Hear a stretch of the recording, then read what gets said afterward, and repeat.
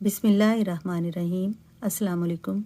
جماعت چہارم کی کتاب نرگس کا آج ہم سبق پڑھیں گے حضرت رابعہ بصری رحمۃ اللہ علیہ۔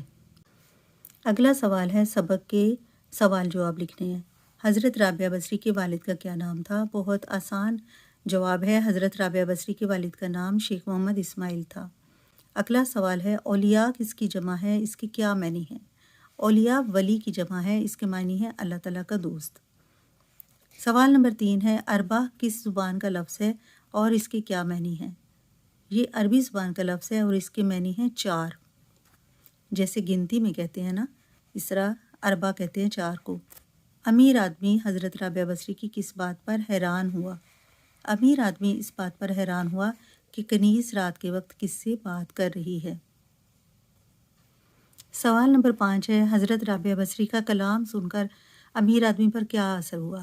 کلام کا یہ مطلب ہے ان کی بات چیت جو وہ اللہ تعالیٰ سے فریاد کر رہی تھی، وہ سن کر اس امیر آدمی پر، ان کے مالک پر کیا اثر ہوا؟ امیر آدمی خوف سے لرز گیا اور کنیز کو آزاد کر دیا، مطلب حضرت رابعہ بصری رحمۃ اللہ علیہ کو آزاد کر دیا۔ سوال نمبر 6 ہے، حضرت رابعہ بصری رحمۃ اللہ علیہ کا اللہ پر توکل کا واقعہ اپنے الفاظ۔ یہاں میں نے حضرت رابعہ بصری کا جو مہمان ان کے گھر میں آئے تھے وہ واقعہ میں نے مختصر سا کر کے لکھا ہے کہ حضرت رابعہ بصری کے گھر مہمان آئے، ان کے گھر میں 2 روٹیاں تھیں، فقیر کی آواز سن کر انہوں نے روٹیاں خیرات کر دیں۔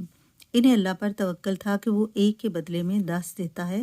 تھوڑی ہی دیر بعد حضرت رابعہ بصری کو کسی نے 20 روٹیاں بھیج دیں۔ تو بچوں کے لیے بس اتنا ہی کافی ہے۔ اس کے بعد اگلا سوال ہے، حضرت رابعہ بصری نے اپنی عمر کس کام میں گزاری؟ انہوں نے اپنی ساری عمر نیکی کے کاموں میں گزاری۔ سوال نمبر 5 ہے، دیے ہوئے الفاظ کو اپنے جملوں میں استعمال کیجیے۔ تو یہ الفاظ بک کے اوپر لکھے ہوئے ہیں، ان کے ہم جملے بنائیں گے۔ کوٹری، مالک نے کوٹری میں سے آواز سنی۔ مصروف، آج میں سارا دن مصروف رہا۔ خدمت، والدین کی خدمت ہمارا فرض ہے۔ رازق، اللہ سب کا رازق ہے۔ نیکی، حضرت رابعہ بصری نے ساری عمر نیکی کے کاموں میں گزاری۔